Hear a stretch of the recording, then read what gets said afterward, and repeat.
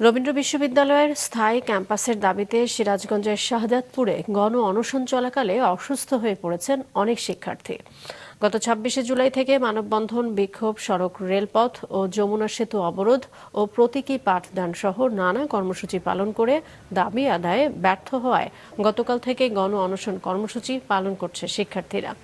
সকাল থেকে শিক্ষার্থীদের অনেকেই অসুস্থ হয়ে পড়লে তাদের প্রাথমিক চিকিৎসা দেওয়া হয়। দাবি আদায় না হওয়া পর্যন্ত আমরণ অনশন কর্মসূচি পালনের ঘোষণা দেন শিক্ষার্থীরা। ২৬ তারিখ থেকে আমরা আন্দোলন করতেছি স্থায়ী ক্যাম্পাসের জন্য।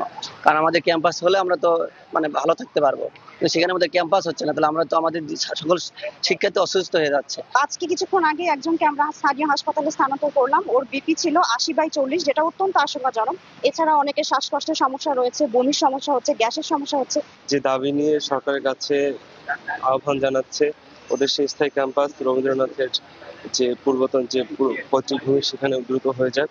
ডিপিপি সাবমিট হয়েছে, সেটা দ্রুত অনুমোদন হয়ে যাক, আর আমাদের প্রাণপ্রিয় শিক্ষার্থীরা ক্লাসরুমে ফিরে আসুক।